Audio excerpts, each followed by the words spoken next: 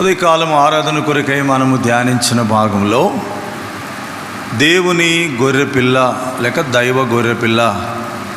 ఎటువంటి దేవుని గొర్రెపిల్ల? యేసు ప్రభువారు అంటే త్యాగము చేయబడిన దేవుని గొర్రెపిల్ల, సాక్రిఫిషియల్ ల్యాంబ్ ఆఫ్ గాడ్, సమర్పణ కలిగిన త్యాగము కలిగిన దేవుని గొర్రెపిల్ల. అది ఆరాధనలో మనం చూసాం. రెండవది ఎగ్జాంపులరీ ల్యాంబ్ ఆఫ్ గాడ్, అంటే మాదిరికరమైన దేవుని గొర్రెపిల్ల యేసు ప్రభువారు. మాదిరి అంటే ఏంటంటే కొన్ని మంచి మాదిరిలు ఉంటాయి, కొన్ని చెడ్డ మాదిరిలు కూడా ఉంటాయి. మాదిరి అంటే మోడల్, ఒక మోడల్ తీసుకొని దానిలాగా ఉండాలా. కనుక యేసు ప్రభువారు మనకు ఒక మంచి మోడల్ హీరో. యేసు ప్రభువారు ఒక అద్భుతమైన అసమానమైన మోడల్, అనగా అనుసరింపదగిన వాడు.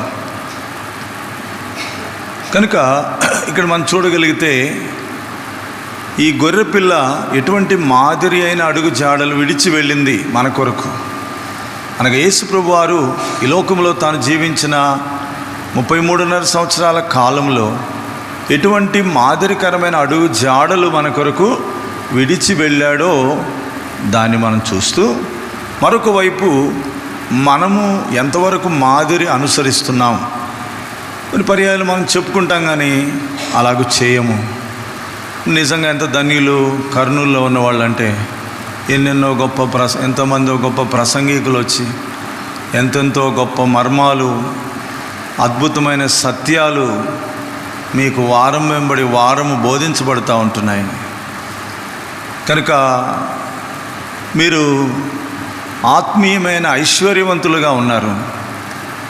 కానీ ఒక ఆయన అన్నాడు, ఈరోజు దేవుని పిల్లలు ఎలాగున్నారంటే వినుటకు అలవాటు పడ్డారు. దేనికి అయినారంట? వినుటకు అలవాటు పడ్డారు. ఈ వినుటకు అలవాటు పడడం వేరు, వినదాన్ని అనుసరించడము వేరు. చాలా కాలం క్రిందట ఒక వ్యక్తి ఒక గ్రామానికి పరిచారకుడిగా పంపబడ్డాడు. అక్కడ దీనత్వం గురించి మాట్లాడాడట. దీనత్వం గురించి మాట్లాడిన తర్వాత మరలా వారం ఆయనే పంపించారంట, అదే ఊరికి ఆయనే పంపించారంట. అప్పుడు ఈరోజు కూడా మనం దీనత్వం గురించి మాట్లాడుకుందాం అన్నాడంట. అప్పుడు అక్కడ ఉన్న వాళ్ళు అనుకున్నారంట, ఏమనుకున్నారంటే, ఈయన పోయిన వారం ఇదే ప్రసంగం చెప్పాడు కదా, మళ్ళా ఇదే ప్రసంగం, ఈయన దగ్గర ఇంకో ప్రసంగము లేదా అని అనుకున్నారంట. అప్పుడు ఆయన వివరంగా చెప్పాడు ఏంటంటే, పోయిన వారంది మరలా నేను ఎందుకు చెప్తున్నానంటే, పోయిన వారం విన్నాం కానీ ఎంతవరకు లోబడ్డాము. మనం విన్నాము, ప్రభు బల్ల దగ్గర ఏదో చెంపలేసుకొని అప్పటికప్పుడు ఏదో కడుక్కున్నట్టుగా నటించి అప్పటికప్పుడే ఏదో అయిపోయినట్టుగా మిస్పరిజం లాగా అయిపోతుంది మనకి. ఎప్పుడు ప్రభు బల దగ్గర ఏమైపోతాం? మిస్పరిజం అయినట్టుగా ఏదో అయిపోతుంది అంతే. మళ్ళా పోతే మళ్ళా వారం అంతా అదే పరిస్థితి. అందుకే ఆయన అన్నాడు, పోయిన వారం దీనత్వం గురించి చెప్పాము, మీరు ఎంత నేర్చుకున్నారు, ఎంత అనుసరించారు? ఒకవేళ మీరు అనుసరిస్తే ఓకే, నేను ఇంకో సబ్జెక్ట్ మాట్లాడతానన్నాడంట. మీరు అనుసరించలేదంటే మళ్ళీ ఇదే మాట్లాడతానన్నాడంట. ఎందుకు నేను ఈ విషయాలు చెప్తున్నానంటే, దేవుని వాక్యంలో ఒక మాట ఉంటుంది, దేవుని వాక్యం అనుదినము నా గడప మీద కాచుకొని నా ఉపదేశం వినువారు ధన్యులు అన్నాడు. వినువారు ధన్యులు. లూకాసు వార్త 11:28 ఏమంటాడు? దేవుని వాక్యం విని గైకొనివారు మరి. ఇప్పుడు మరీ ధన్యతలోనికి రావడం లేదు, మనం ఒక ధన్యతే చాలా అనుకుంటున్నాం. కనుక గైకొనుట చాలా అవసరం. ఇప్పుడు యేసుక్రీస్తు ప్రభువారు దేవుని గొర్రెపిల్ల చూపించిన మాదిరి ఏంటి అనేది మనం చూస్తే, పేతురు రాసిన మొదటి పత్రికలో అక్కడ రాయబడుతూ వచ్చింది, ఆయన కూడా మీ కొరకు బాధపడి, చదవండి వచ్చును 21వ వచనం చదవండి. క్రీస్తు కూడా మీ కొరకు బాధపడి మీరు తన అడుగు జాడల యందు నడుచుకొనున్నట్లు మీకు మాదిరి ఉంచిపోయెను. ఒక మాదిరి ఉంది. ఈరోజు ఒక బోధకుని కాదు మనం మాదిరి తీసుకునేది, లేకపోతే ఎవరినో ఒకరిని మనం మాదిరి తీసుకోవడం కాదు. ఇది నెల కుర్రోళ్ళు అంటే యవనస్తులు చాలామంది హీరోలను మాదిరిగా పెట్టుకుంటారు. అమ్మాయిలైతే హీరోయిన్స్ని మాదిరిగా పెట్టుకుంటారు. ఇప్పుడు ఎన్ని రకాల హీరోలు వచ్చినారంటే ఫిలిం హీరోసే కాదు, క్రికెట్ హీరోస్ వచ్చినారు, పొలిటికల్ హీరోస్ వచ్చినారు, ఎవరి ఫ్యాన్స్ వాళ్ళకున్నారు, లేక ఎవరి హీరోలు వాళ్ళకున్నారు. కాబట్టి మనం ఎవరిని చూడొద్దు. ఎవరిని చూడాలా? విశ్వాసమును కర్తయు దాన్ని కొనసాగించువాడైనా యేసు వైపు చూస్తూ మన పందెములో ఓపికతో వెళ్ళాలి. కనుక యేసుక్రీస్తు ప్రభువారు మాదిరి అనే దానికి ఇక్కడ కొన్ని విషయాలు చెప్పబడ్డాయి. ఈ వచనాల్లోనే కొన్ని మాటలు మనకు జ్ఞాపకం చేయబడుతున్నాయి. ఒక విషయాన్ని మనం జ్ఞాపకం చేసుకుందాం. ఉదాహరణకి మనకు శాస్త్రయుక్తంగా మనం చెప్పుకోవచ్చు, చర్యకి ఏముంటుంది? ప్రతిచర్య ఉంటుంది కదా.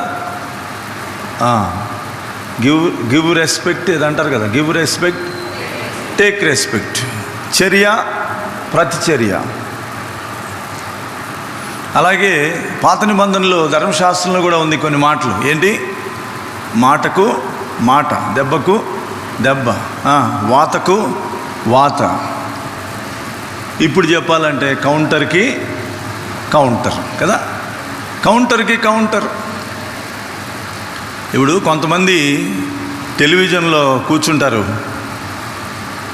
వాళ్ళ పని ఏంటంటే ఒక ఆయన చెప్తా ఉంటే ఇంకొక ఆయన కౌంటర్ వేస్తూ ఉంటాడు, ఈయనకి ఇంకొక ఆయన మళ్ళీ కౌంటర్ వేస్తూ ఉంటాడు. అంతా నలుగురు చర్చ పెడతారనమాట ఒక టాపిక్ మీద. ఈ చర్చ ఎంత దూరం పోతుందంటే ఇంక వాళ్ళకే ఇసుకొస్తుంది. చివరికి అన్నా ఇంకా బంద్ చేద్దాం అనుకుంటారు.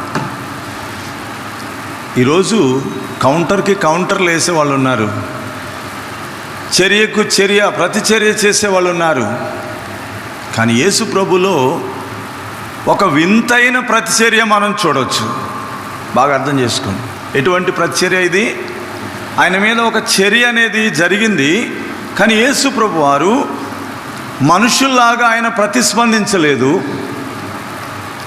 మనలో రక్తమాంసాలు కలిగిన వారంగా మనము ఈ సర్వలోకములో మనుషులందరూ స్పందించినట్టుగా ఆయన స్పందించలేదు, కానీ డిఫరెంట్గా ఆయన స్పందించినాడు.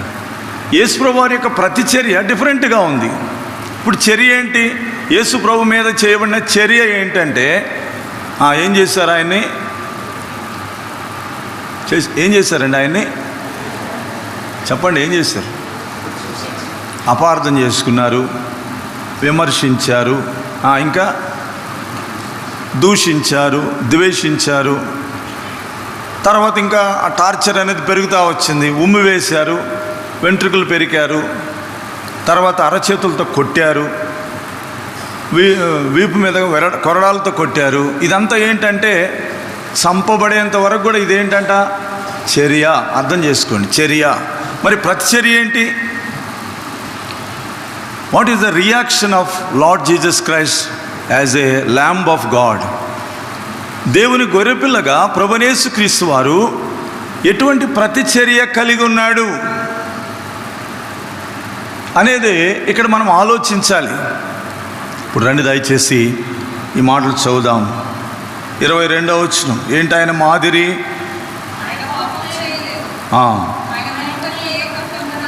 పరిశుద్ధాత్మదేవుడు ఎంత తేటగా ఇక్కడ రాశాడంటే 22వ వచనంలో ఎందుకు స్పెసిఫిక్గా ఈ మాట రాశాడంటే ఆయన పాపము చేయలేదు.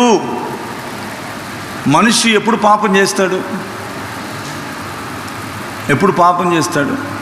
అవకాశం ఉన్నప్పుడు తప్పకుండా పాపం చేస్తాడు. అది నోటి మాటల ద్వారా కావచ్చు, కార్యాల ద్వారా కావచ్చు. యేసుక్రీస్తు ప్రభువారు ఎంత ప్రెజర్కి గురి అయ్యాడంటే, ఎంత ప్రెజర్ అంటే నోరు తెరిచి ఏదో ఒకటి అన్నమాట. కానీ ఎంత ప్రెజర్కి గురైనా కూడా ఇక్కడ రాయబడింది ఆయన పాపము చేయలేదు. ఇది మీకు అర్థం కావడానికి యోబు గ్రంథం రండి. యోబు గ్రంథం 1వ అధ్యాయం. The book of Job chapter 1 చదువుతారా? చివరి వచనం. ఈ సంగతులలో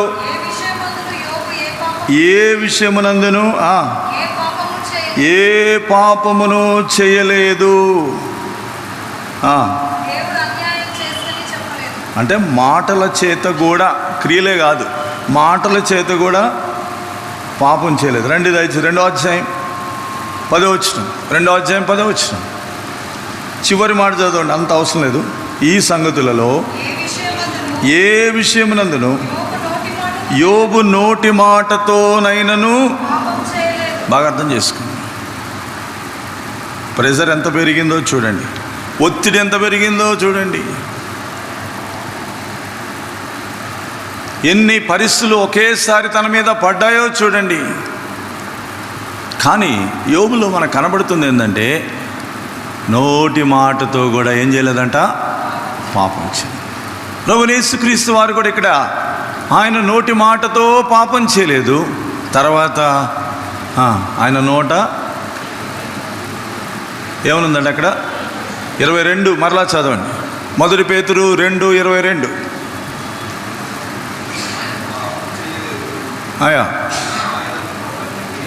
ఆయన నోటను ఏ కపటము లేదు అంటే దాని అర్థం ఏంటి?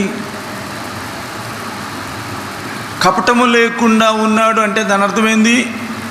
కొన్నిసార్లు మనం ఎట్లుంటామంటే, ఎవడన్నా మనం తిట్టాననుకో, ఎవరైనా మనం తిట్టారనుకో, లోపల రగిలిపోతూ ఉంటుంది, పైకి మాత్రం ఏమంటాం, ప్రైజ్ లార్డ్ బ్రదర్. చిరునవ్వుతో ఏం చేస్తాము, ప్రైజ్ లార్డ్ బ్రదర్. లోపల వీడు ఎప్పుడు చేస్తాడా అని ఉంటుంది. లోపల ఎట్లుంటుంది? లోపల ఎట్లుంటుంది? వీడు ఎప్పుడు చేస్తాడా, వీడు పోతే నాకు నెమ్మది. లోపల అట్లుంటుంది, బయటికి మాత్రం ప్రైజ్ లార్డ్ బ్రదర్. దీన్ని ఏమంటారు చెప్పండి? దీన్ని ఏమంటారు? కపటం. యేసు ప్రభువు వారిలో కపటం లేదు. లోపల ఎలా ఉన్నాడో బయట కూడా అలాగున్నాడు. మాదిరికరమైన ఈ దేవుని గొర్రెపిల్ల మన కొరకు ఎటువంటి మాదిరిని ఉంచి వెళ్ళిందంటే, నోటి మాటతో ఏం చేయలేదంట, పాపం చేయలేదు, నోరు జారలేదు. అదనమాట. ఏం కాలేదండి? మనకు వచ్చిన బాధ ఏంటంటే నోరు జారిపోతుంది. ఒక ఆయన అన్నాడు, కాలు జారినా తీసుకోవచ్చు అంట, కానీ నోరు జారితే చాలా దూరం పోద్ది. మాలాంటి వాళ్ళకి ఇంకా కష్టం. ఇదిగో ఈ లైవ్ పెడుతున్నారు కాబట్టి ఎక్కడికో వెళ్ళిపోతుంది మాట. నోరు జారితే చాలా ప్రమాదం. యేసు ప్రభువు వారు నోరు జారిందా? కంట్రోల్డ్గా ఉందా? అన్కంట్రోల్డ్గా ఉందా? చెప్పండి. అంత ప్రెషర్లో, అంత ఒత్తిడిలో ఎలా ఉన్నాడు ప్రభు? ఎవరి కంట్రోల్లో ఉన్నాడు? దేవుని కంట్రోల్లో. ఇది ప్రభు మనకు చూపించిన మాదిరి. అంత మాత్రమే కాదు, ఎమోషనల్ కాలేదు. రెండోది, లోపల ఒకటి బయట ఒకటి ఏమైనా ట్రై చేసినాడా? ఏమ్మా, లోపల బయట ఒకటి ట్రై చేసి, కొంతమంది అట్లా ట్రై చేస్తూ ఉంటారు. ఏంటంటే లోపల ఎంత ఉన్నా దిగమింగుకొని బయటికి మాత్రం అదొక నటన చేస్తూ ఉంటారు. ఎందుకంటే బ్రతకాలి కాబట్టి, లోకంలో జీవించాలి కాబట్టి. ఈ గొర్రెపిల్ల పాపము చేయలేదు, కపటము లేని గొర్రెపిల్లగా ఉంది.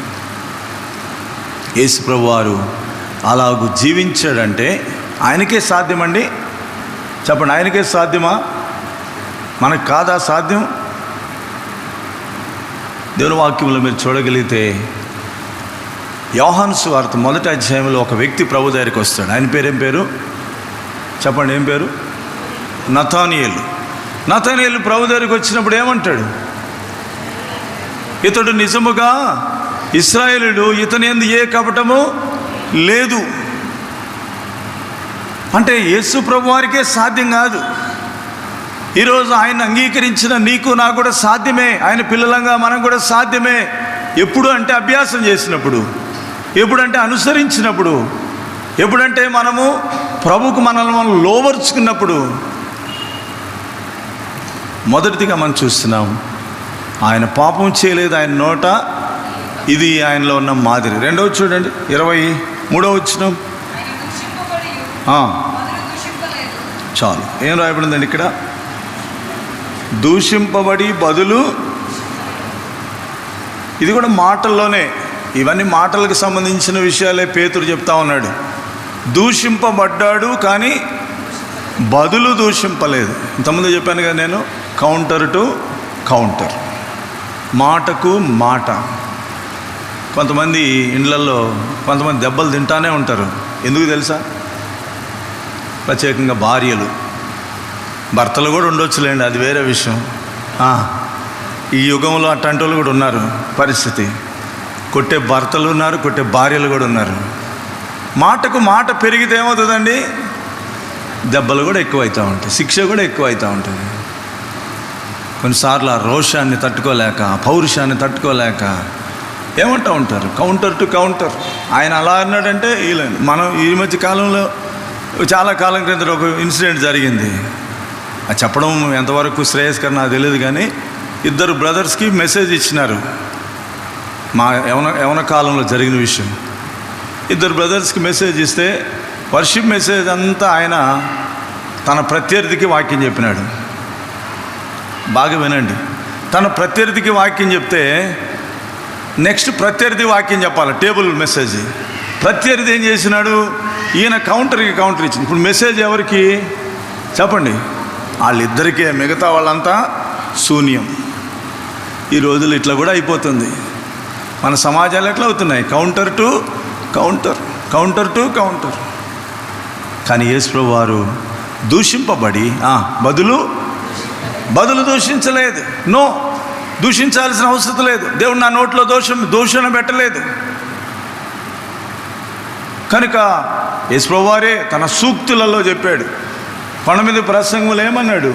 మిమ్మల్ని హింసించే వారి కొరకు ప్రార్థించండి, మీ శత్రువులను ప్రేమించండి. కాబట్టి ఇప్పుడు అది రుజువు చేయాలి కదా, సిలువలో రుజువు చేయాలి. చెప్తే బోధ సరిపోదు. ఇప్పుడు ఇది క్రియాపూర్వకంగా రుజువు చేయాలంటే సిలువలో దూషించే వాళ్ళు ఎంతోమంది రకరకాలుగా దూషించినారు ఆయన్ని. కొంతమంది దూరం నుండి దూషించినారు, కొంతమంది దగ్గరే ఉండి దూషించినారు. కానీ ఆయన ఏం చేయలేదండి? దూషించలేదు. గ్రామాల్లో ఏం చేస్తారంటే, బాగా అర్థం చేసుకోండి, గ్రామాల్లో ఏం చేస్తారంటే ఇంటి పక్కన వాళ్ళని తిట్టాలంటే డైరెక్ట్గా తిట్టరు. ఎట్లా తిడతారు తెలుసా? పక్కన వాళ్ళ కోడి మీద, కుక్క మీద, నక్క మీద పెట్టి తిడతా ఉంటారు కదండి. ఇప్పుడు మన పరిస్థితి కూడా అట్లానే ఉంది. మనం డైరెక్ట్గా తిట్టుకోలేకపోతున్నాం. ఏం చేస్తున్నాం? ఇండైరెక్ట్గా తిట్టుకుంటా ఉన్నాం. బదులు దూషించడం. అందుకే పేతురు అంటాడు, మీ నోట దూషణ మాటలు రానీయకుడి. కాబట్టి దూషణ అనేది నువ్వెవరిని కూడా దూషించడానికి వీల్లేదు. దీవించేది మన పని కానీ దూషించేది మన పని కాదు. ఇది ప్రభు చూపించిన మాదిరి. ఇది రెండవది. మూడవది చూడండి, 23. ఆయన శ్రమ పెట్టబడి అంటే ఏంది? బెదిరించడం అంటే ఏంది చెప్పాలి? బెదిరించడం అంటే ఏంది? నీ సంగతి చూసుకుంటా. యూత్ క్యాంప్లో కొంతమంది యవనస్తులు కొట్లాడుకునేవాళ్ళు. హెబ్రోన్లో కొట్లాడుకొని, మరి కొట్టుకోవడానికి హెబ్రోన్లో కుదరదు కదా. వాడు ఏమంటాడు తెలుసా? రే నువ్వు బయటికి రా, నీ సంగతి చూసుకుంటాడు. ఏమంటారు? బయటికి రారా, నీ సంగతి చూసుకుంటా. బయటికి రావరా నువ్వు, ఇక్కడ ఏం మాట్లాడరు. ఇంకంత బెదిరించడం. కొంతమంది ఇండైరెక్ట్గా బెదిరించే వాళ్ళు ఉంటారు, కొంతమంది డైరెక్ట్గా కూడా. అందరు నక్సలైట్లు కాదు కదా డైరెక్ట్గా బెదిరించడానికి. కొంతమంది ఇండైరెక్ట్గా బెదిరించే వాళ్ళు కూడా ఉంటారు. ఎప్పుడు బెదిరిస్తారండి? ఇక తట్టుకోలేనప్పుడు ఏదో ఒకటి ఏం చేయాలా, వాడికి గట్టిగా స్ట్రోక్ ఇవ్వాలనుకుంటారు కదా, అప్పుడు బెదిరిస్తారనమాట. ఒక ఆయన అన్నాడు, అక్కగారులు ఇక్కడేమో ముసుకేసుకుంటారంట. ఎక్కడ? అక్కగారులు ఇక్కడ ముసుకేసుకుంటారంట. ఎంతో దీనులుగా గొర్రెల్లాగానే ఉంటారంట. ఇంటికి పోయినాక భర్తలకి బురకా వేస్తారంట. ఏం చేస్తారు? భర్తలకి బురకా వేసి అక్కడ ఉంటుంది వాళ్ళ కథ అంతా. ఇంట్లో ఉంటుంది బెదిరించేదో అదిరించేదో. బ్రదర్స్ కూడా ఏం తక్కువ కాదు, బ్రదర్స్ కూడా ఏమీ తక్కువ కాదు. ఇక్కడ చాలా దీనుల్లాగా ఉంటారు, అన్ని పనులు చేసినట్టే ఉంటారు. ఇంటికి పోతే అమ్మో మా ఆయన అన్నా, అబ్బో ఆయనకు చాలా కోపం అన్న. ఆయన ఎదుట నిలబడడం నేను కాబట్టి అంటది ఒక భార్య, నేను కాబట్టి. అవునే మరి. బెదిరించే విషయాలు, దూషించే విషయాలు మన జీవితాల్లో లేవా? ఉన్నాయా? ఎవరో చెప్పారు, పిల్లిని గదిలో వేసి కొడితే ఏం చేస్తుందంట? చెప్పండి. పిల్లి పులి అవుతుందంట. ఎప్పుడు? పిల్లిని గదిలో వేసి కొడితే ఏమవుతుంది? గొంతు పట్టుకుంటుంది. కొంతమంది అట్లనే ఉంటారు, పిల్లిలాగా ఉంటారు, పిల్లిలాగానే ఉంటారు, ఎంతో దీనుల్లాగా ఉంటారు. అసలు వీళ్ళకి ఏం తెలియదు ఎంత దీనులో, ఎంత తగ్గింపు కలిగిన వాళ్ళు. అసలు దేవుని పిల్లలంటే ఇట్లనే ఉండాలా, ఇట్లనే ఆరాధన ఉండాలా, ఇట్లనే ప్రార్థన ఉండాలా, ఇట్లనే దేవుని మందిరంలో వాళ్ళు మాదిరికరంగా ఉండాలా. దేవుని సేవకులు సంఘంలో బాధ్యత గల సోదరులను పని చెప్పినా వెంటనే లోబడతారు. పిల్లులే, డౌట్, నో డౌట్. కొన్ని పరిస్థితులు వచ్చినప్పుడు ఏమవుతున్నారు? వాళ్ళు కూడా బెదిరించే వాళ్ళు అవుతున్నారు.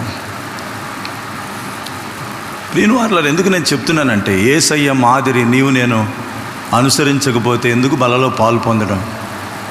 మనం బలలో పాలు పొందడం వల్ల ఎటువంటి ఉపయోగం ఉన్నది చెప్పండి?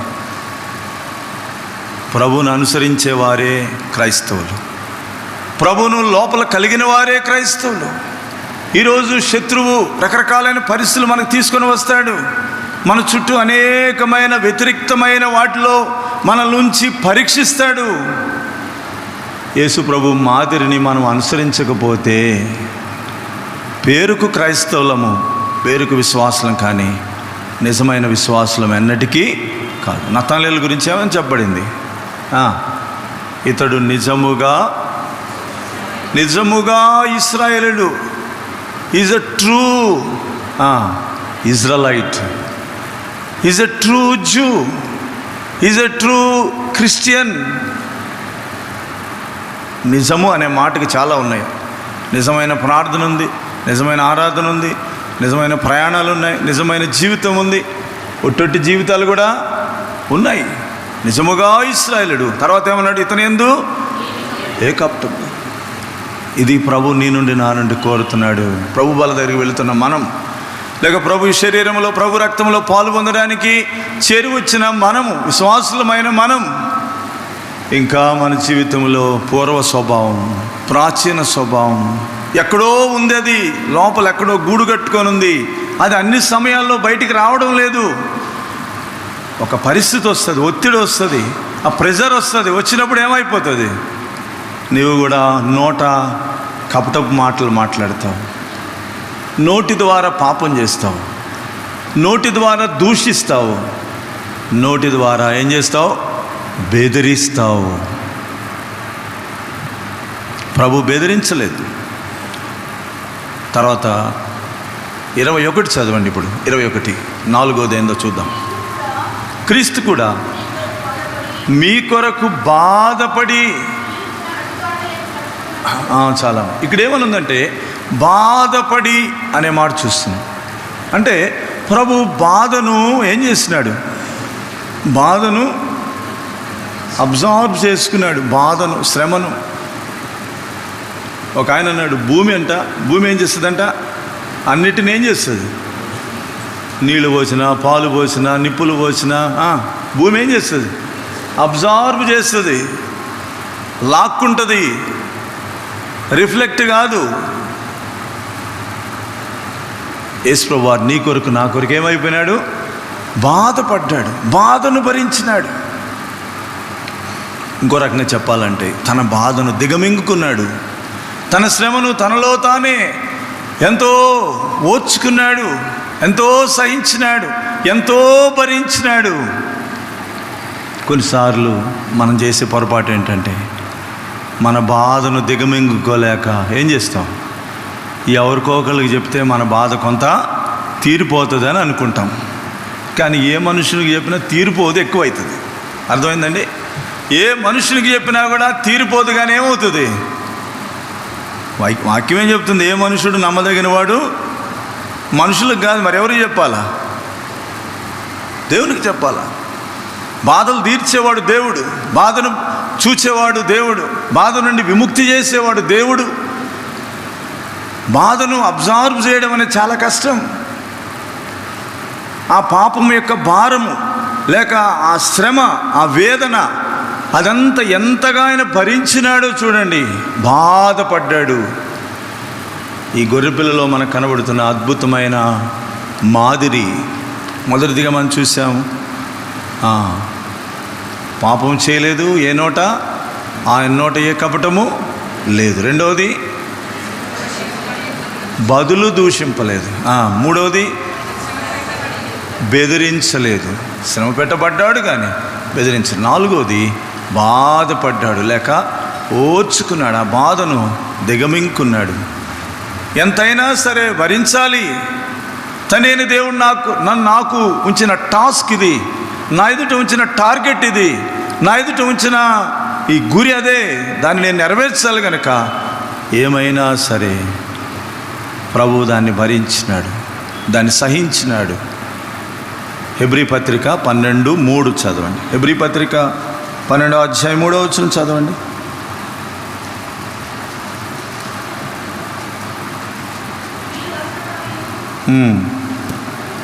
చదవాలమ్మా త్వరగా.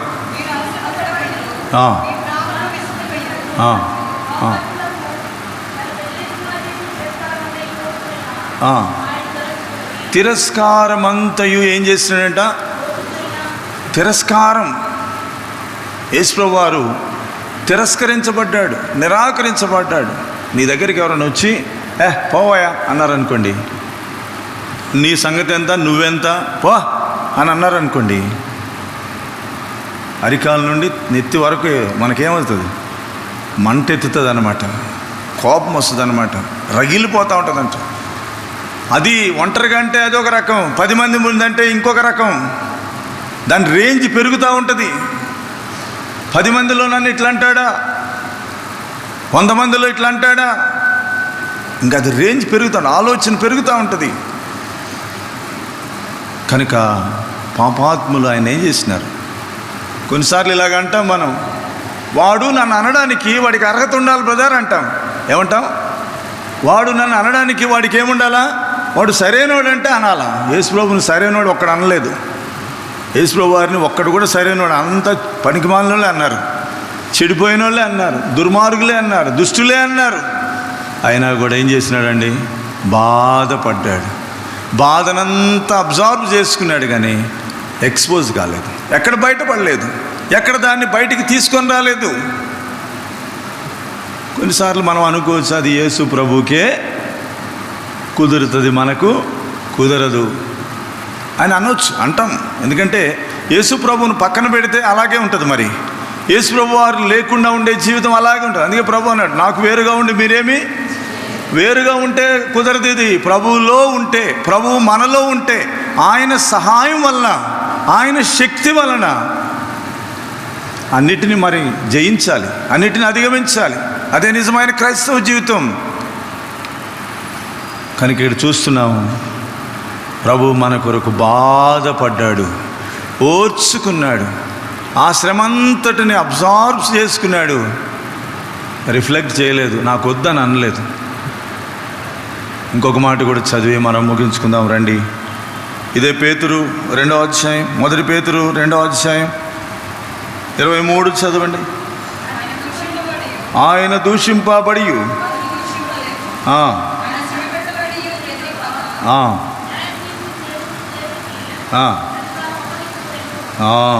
ఇది 5వ విషయం. ఏం చేశాడంట? బదులు దూషింపలేదు, బెదిరించలేదు, న్యాయముగా తీర్పు తీర్చు దేవునికి, న్యాయముగా తీర్పు తీర్చు దేవునికి తన్ను తాను అప్పగించుకొనెను. న్యాయముగా తీర్పు తీర్చు దేవుని వైపు చూశాడు, ఆ దేవునికి అప్పగించుకున్నాడు. ఇప్పుడు మనకు కనబడేది ఏంటంటే న్యాయస్థానాలు కదా. ఏం కనబడతాయి? న్యాయస్థానాలు. మనకు కనబడేది ఏంటంటే పోలీస్ స్టేషన్లు. కానీ యేసుప్రభు వారికి ఏ పోలీస్ స్టేషన్ కనబడలేదే, యేసుప్రభు వారికి ఏ కోర్టు కనబడలేదే, ఏ న్యాయస్థానం కనబడలేదే. మరి ఏం కనబడింది? దేవుని న్యాయస్థానం కనబడుతూ ఉంది. న్యాయముగా తీర్పు తీర్చే దేవుడున్నాడు. లోక న్యాయస్థానము న్యాయం అన్యాయంగా చేస్తుంది. లంచం తీసుకొని ఏం చేస్తుంది? న్యాయాన్ని త్రిప్పివేస్తుంది లోక న్యాయస్థానం. కానీ దేవుని న్యాయస్థానము ఖచ్చితమైన తీర్పు తీరుస్తుంది. ఎవరికి అప్పగించుకున్నాడండి? చాలా పర్యాయాలు దేవుని పిల్లలమైన మనం ఇక్కడ తప్పిపోతూ ఉంటాం. గ్రామాల్లో ఏం చేస్తారు? భార్యాభర్తల గొడవలు అయితే ఏం చేస్తారండి? భార్యాభర్తలకి గొడవలు అయితే ఏం చేస్తారు?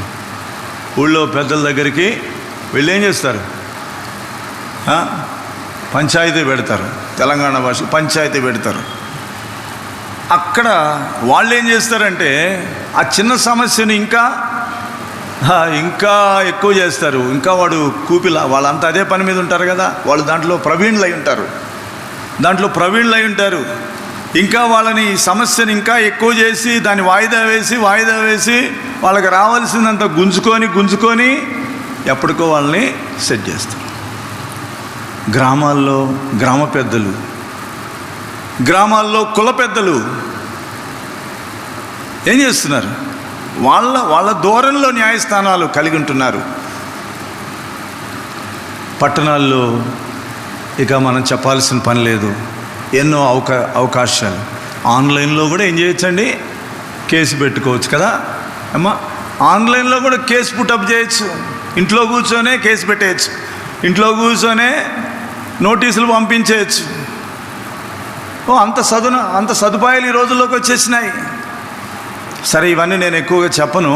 చెప్తే మీరు అంత డైవర్ట్ అవుతారు, నాకు కూడా తెలుసు. ఎందుకు నేను చెప్తున్నానంటే యేసుప్రభు వారు ఒకే న్యాయస్థానాన్ని చూచినాడు. తండ్రి అయిన దేవుడు, నన్ను పంపించింది ఆయన, నాకు అప్పగించింది ఆయన, నన్ను చేయమన్నది ఆయన.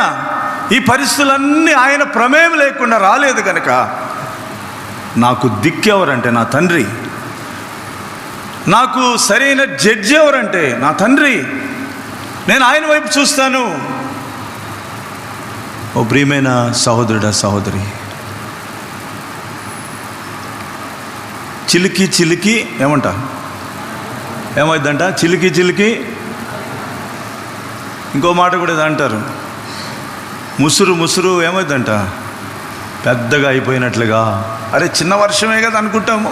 ఆ చిన్న వర్షం ఇంకా ఎక్కువైపోయి తుఫాన్ అయిపోతుంది.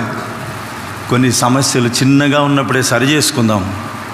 భార్యాభర్తలు కావచ్చు, అన్నదమ్ములు కావచ్చు, తోటి విశ్వాసులు కావచ్చు, చిన్నగా ఉన్నప్పుడే సరి చేసుకోండి. దగ్గరలో ఉన్నప్పుడే సరి చేసుకోండి. ఎందుకు దూరం పోతారు? దూరం పోయేది ఎందుకంటే అసలు దూరం పోవడానికి. ఎక్కడికి? ఆ పాతాళానికి వెళ్ళడానికి. దూరం ఎందుకు పోతామంటే అసలే దూరం వెళ్ళిపోవడానికి. దేవుని పిల్లమైన మనము, ప్రభు అన్నాడు, నువ్వు బలిపీఠం మీద బలి అర్పించేటప్పుడు ఏమన్నాడు? బలిపీఠం మీద బలి అర్పించేటప్పుడు ఎంత చక్కగా రాయబడిందండి అక్కడ. నీ మీద అన్నాడు, నీకు కాదు. ఎంత చక్కగా ఉంది. నీ మీద ఎవరికైనా బాధ ఉంటే, నీ మీద ఎవరికైనా ద్వేషం ఉంటే, నీ మీద ఎవరికైనా కష్టం ఉంటే ఏం చేయాలా? నువ్వు ఆత్మీయుడు అయితే నువ్వే వెళ్ళాలా. వాడెట్లా శరీరుడు, వాడెట్లా కార్నల్, వాడెట్లా నీ దగ్గరికి రాడు, అతను తగ్గించుకోడు. మరి నువ్వేం చేయాలా? ఆత్మీయుడు అయితే నువ్వే వెళ్ళాలా. అది ఇంటికే కావచ్చు, ఇంకెక్కడికైనా కావచ్చు. తగ్గించుకుంటే సమాధానం. బలలో పాలు పొందడం ముఖ్యం కాదు. సమాధానం లేకుండా చాలామంది భార్యాభర్తలు సమాధానం లేకుండానే బలలో పాలు పొందుతూ ఉంటారు. చాలామంది సహోదరులు సమాధానం లేకుండా బలలో పాలు పొందుతూ ఉంటారు. చిలికి ఏం చేయదండి? గాలివాన చేసుకోవద్దు. చిన్న సమస్యలను మనం చిన్నగానే చూద్దాం. అవి గొప్పవి కాకుండా జాగ్రత్త పడదాం. మనకు న్యాయం తీర్చేది ఎవరండి? దేవుడు. ఒక ఎగ్జాంపుల్ చెప్తా చూడండి. ఈ సందర్భంగా యోసేపు పరాయి దేశంలో ఉన్నాడు. ఈ మాట చెప్పి నేను ముగిస్తాను. యోసేపు పరాయి దేశంలో ఉన్నాడు. పరాయి దేశంలో ఉంటే ఏం జరిగింది? 39వ అధ్యాయము ఆరంభం మనం చదివితే ఎట్లుంటుందంటే, యోసేపును బట్టి పోతిఫరు ఇంటి వారు ఏం చేయబడ్డారు? ఆశీర్వదించబడ్డారు. అందుచేత ఆయనకి ప్రమోషన్ వచ్చింది. ఆ ప్రమోషనే కొంత నష్టం కలిగించింది ఆయనకి. కొన్నిసార్లు మనకు తెలియకుండా మన ప్రమోషన్లే మనకు నష్టం కలిగిస్తూ ఉంటాయి. తర్వాత అక్కడ జరిగింది ఏంటి?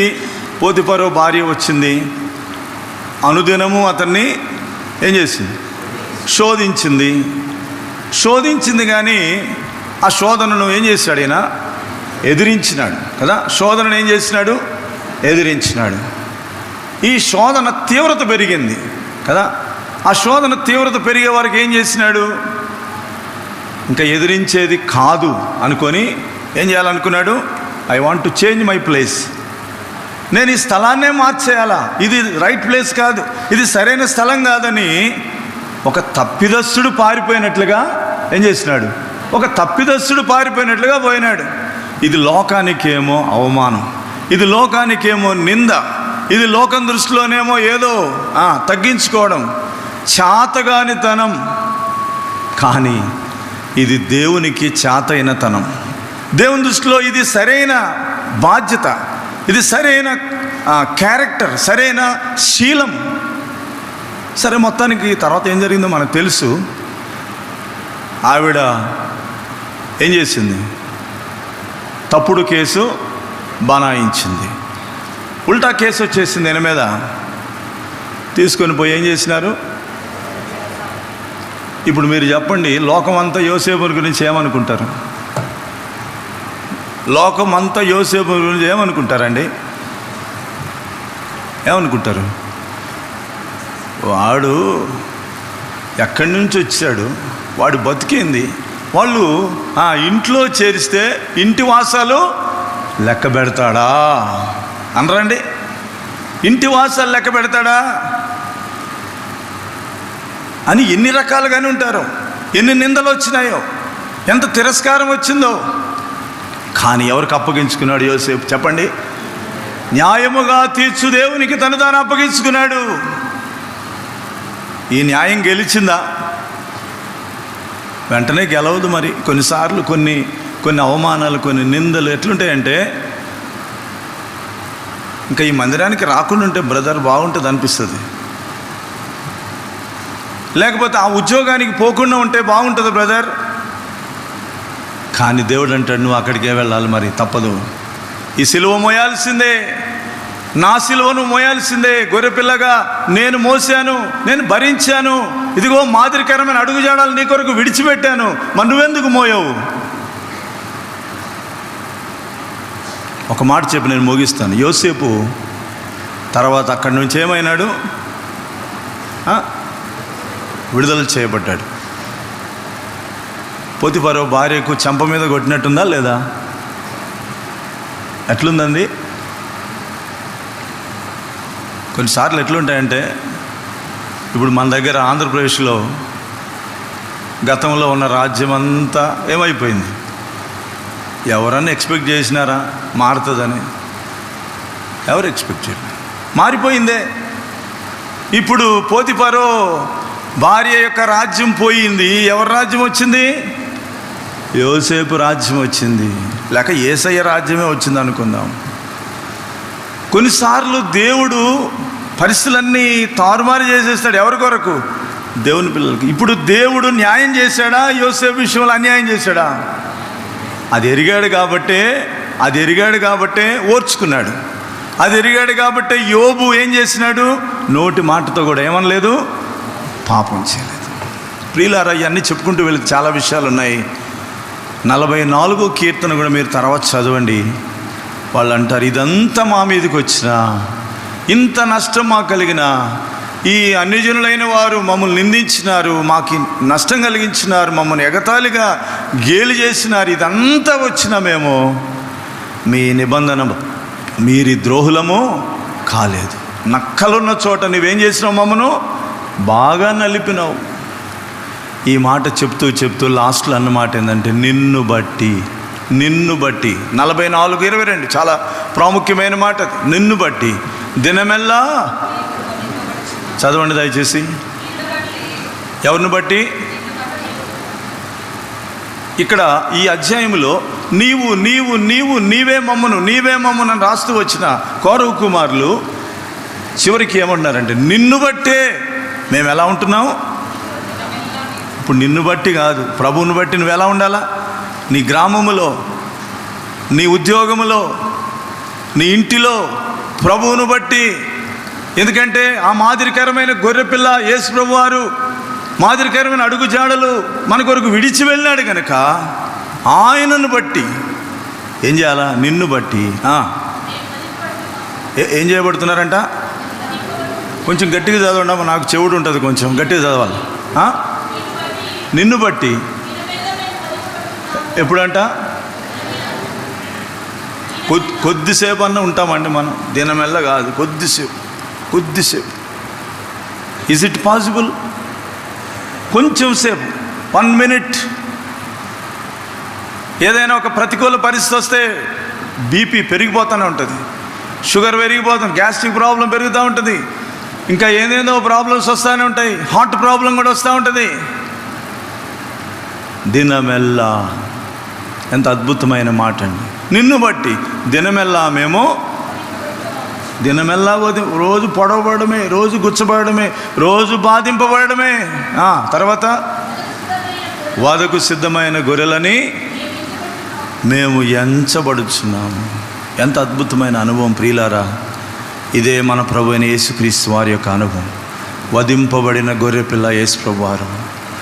నేను కూడా ఈ అనుభవంలోనికి రావాలని ఈ మాదిరిని సిలువలో నీ కొరకు నాకు చూపించిన ప్రభు వైపు చూద్దాము. అందుకే భక్తుడు రాస్తాడు, ఏ వైపు నువ్వు చూడబాకు, ఎవరి వైపు నువ్వు చూడబాకు, విశ్వాసమును కర్తయు దాన్ని కొనసాగించేవాడైన యేసు వైపు చూస్తూ నీ జీవితాన్ని నీవు దేవునికి అప్పగించుకో. ఈ యాత్రలో ముందుకు సాగి వెళ్ళు, ఎవరిని చూడబాకు. భయంకరమైన దినాల్లో ఉన్నాం ప్రియులారా. ఎవరి వైపు చూడొద్దు సుమా, ప్రభు వైపు చూడండి. 5 విషయాలు చెప్పాను. ఆయన పాపం చేయలేదు, ఆయన నోట ఏ కపటము లేదు, అంటే కపటం లేకుండా బ్రతకాలి. మన మాటల్లో కూడా కపటం ఉండదు. రెండవది బదులు, మూడవది శ్రమ పెట్టబడినా కూడా బెదిరించలేదు. తర్వాత చెప్పండి, నాలుగవది ఏంటి? బాధించబడడానికి లేక ఓర్చుకోవడానికి, సహించడానికి ఇష్టపడ్డాడు. తర్వాత న్యాయం తీర్చేది ఆయన గనక ఆయనకేం చేసుకున్నాడు? కొట్టుకుంటే కొట్టుకొని, తిట్టుకుంటే తిట్టుకొని, ఫుట్బాల్ ఆడుకున్నట్టు ఆడుకుంటే పర్వాలేదు, కానీ నన్ను ఎవరు చూస్తున్నారు? ఆయన వెలుగులో నేనున్నాను, ఆయన దృష్టిలో నేనున్నాను, ఆయన నన్ను పంపించినాడు, నేను ఆయనకు లెక్క అప్పగించాలి, ఆయన దృష్టిలో నేను సరిగా ఉండాలి. కనుక ఏదేమైనా ప్రభువా, ఇదిగో నా ఆత్మ నీకు అప్పగించుకుంటా. సిలువలు అన్నాడు కదా ఆ మాట, ఇదిగో నా ఆత్మను అప్పగించుకుంటా. ఇదే మన క్రైస్తవ జీవితం, ఇదే మన విశ్వాస జీవితం. వాక్య వెలుగులో పరీక్షించుకొని యోగ్యంగా బలలో పాల్గొని అందరూ కూడా దయచేసి మోకరించండి. కొన్ని క్షణాలు క్యాజువల్గా తీసుకోవద్దండి, వాక్యము నార్మల్గా తీసుకోవద్దు. వ్యక్తిగతంగా మనం దేవుని వాక్యాన్ని అప్లై చేసుకుందాం. నాకే ఈ వాక్యం, నా కొరకే అని మనం దాన్ని తీసుకొని యథార్థంగా ఒప్పుకొని సరి చేసుకుందాం. ఎవరితోనే సమాధానం లేకపోతే ఈ వారం ఆగి మరలా సమాధానం ఆయన పొందుదాం. సమాధానం పొంది పాలు పొందుతాం. ఈ జీవితంలో ఏదైనా అపవిత్రత, అవిధేయత, దేవునికి అయిష్టమైనది ఏదైనా ఉంటే ఈ వారం ఆగండి, పర్వాలేదు. ఎవరిని మోసం చేయాల్సిన పని లేదు. సరి చేసుకుని యోగ్యంగా మనం బలలో పాలు పొందుతాం. కొన్ని క్షణాలు మౌనంగా ఉన్న తర్వాత ప్రభు వల్ల మనము పాలు పొందుతాం.